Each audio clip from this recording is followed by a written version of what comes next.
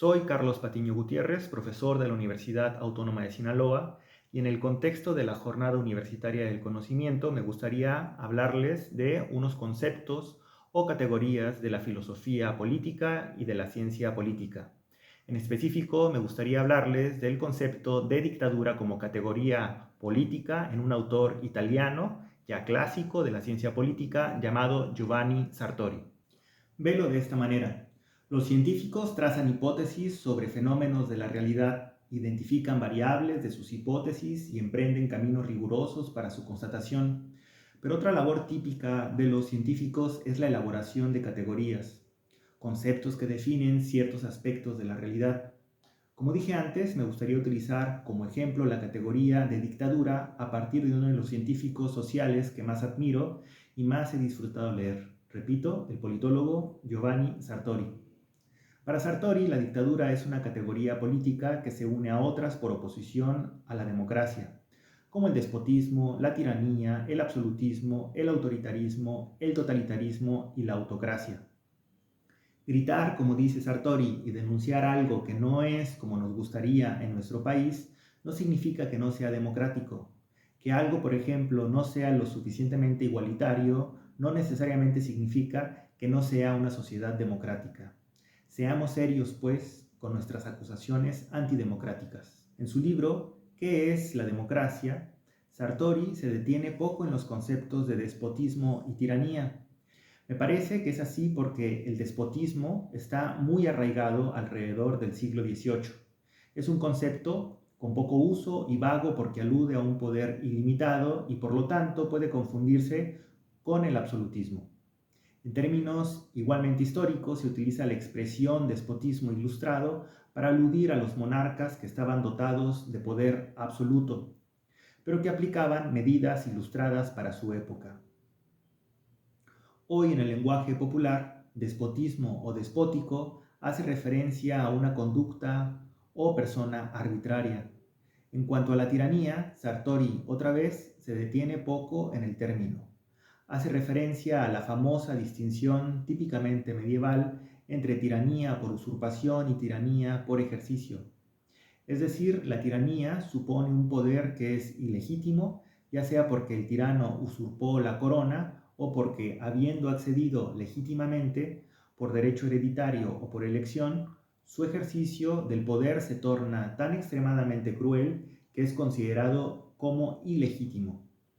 De hecho, la tiranía se remonta a la antigua Grecia. Ya desde entonces apuntaba a la idea de una persona que se hacía del poder ilegítimamente, con resultados a veces despiadados y otras veces afortunados.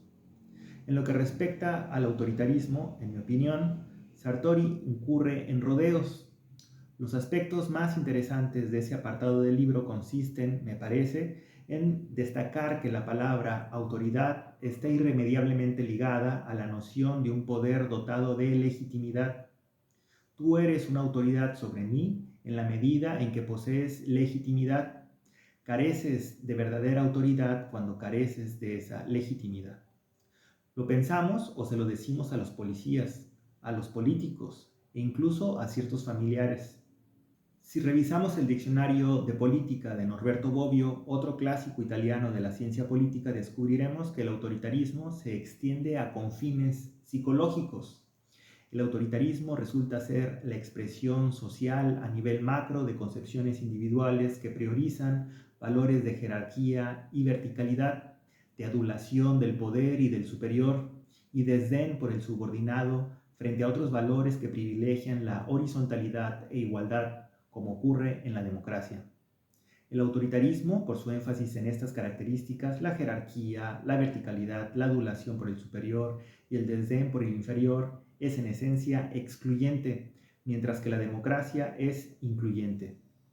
Pero volviendo a Sartori, la parte que más me gusta, al menos de ese apartado del libro, es cuando aborda el totalitarismo, la dictadura y la autocracia. A veces es un poco penoso ver a un académico utilizando sin rigor la palabra el totalitarismo como equivalente de autoritarismo. Tanto el totalitarismo como el autoritarismo fueron acuñados por el fascismo como palabras apreciativas, no peyorativas. Pero el totalitarismo alude a una forma extremadamente cruel de ejercer el poder, relativamente moderna, que solo se ha vivido en algunos lugares del mundo, como la Alemania nazi y la Unión Soviética, pero también en Cuba o en Corea del Norte. Se trata de la anulación del individuo y la presencia total del Estado. De ahí totalitarismo. La violación de derechos individuales, lo que se conoce como el terror y el estado policíaco, el espionaje de la vida cotidiana, la vigilancia e incluso la acusación de los vecinos, el partido único, la ideología, es decir, creencias falsas como base del régimen, la raza aria, la dictadura del proletariado, por ejemplo. El monopolio de los medios de comunicación y su uso propagandístico son algunos de sus rasgos. Finalmente llegamos a la dictadura. Como es bien sabido, la dictadura se originó en la antigua Roma y consistía en un cargo de emergencia que se otorgaba a un mandatario de forma temporal para enfrentar una crisis puntual. Pero en la actualidad, la dictadura no significa eso. Sartori da sencillamente en el blanco con claridad. La dictadura es, en pocas palabras, aquel gobierno que pasa por encima de la Constitución, la viola, hace con ella lo que desea y la hace a su modo.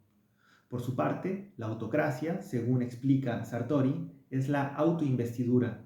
El autócrata se autoproclama jefe, se autoinviste con el poder por sí mismo. Es el extremo opuesto de la democracia porque en democracia la investidura emana de la sociedad mediante el voto. Esto es interesante porque todas las categorías hasta aquí planteadas, despotismo, tiranía, etc., son antidemocráticas. Pero como bien explica Sartori, al ser opuestas también puede haber puntos intermedios. Es decir, ¿es posible un régimen totalitario con respaldo popular? Claro que sí. ¿Es posible algo entre democracia y autoritarismo? Claro también. Esos puntos intermedios, señala Sartori, son el tertium datur entre democracia y autoritarismo, por ejemplo. Son lo que otros politólogos han llamado los regímenes híbridos o de transición democrática. Los adversos, dice Sartori, que no dicotomizan, no son excluyentes. Entre lo bello y lo feo, señala, hay lo semibello y lo semifeo. Y agrega, solo encontraremos el tertium non datur, el medio excluido, en un solo caso, la autocracia. Democracia y autocracia son extremos opuestos, como hemos visto, que sí se excluyen entre sí. Tiene razón Sartori. No podemos gritar y acusar a un régimen como antidemocrático porque no nos gusta esto o aquello, porque no hay suficiente Estado de Derecho, libertad o igualdad. Bueno, sí podemos gritar y presionar, dice Sartori, pero más bien el alegato sería que en este o ese país hay una pobre o mala democracia, que es distinto. Así que seamos serios en nuestros señalamientos. En conclusión, creo que Sartori es una invitación a observar la realidad y reflexionar. Una invitación a preguntarnos cómo es el ejercicio del poder en nuestro país, a preguntarnos sobre la historia de nuestro propio país, si ha habido personajes que se han autoinvestido como gobernantes, si hay gobiernos que ejercen o han ejercido el poder atropellando la Constitución y la separación de poderes, si concentran el poder y eliminan contrapesos. Creo que la pregunta de Sartori es muy valiosa. Sartori es una invitación a la reflexión y a la lectura. Hasta la próxima.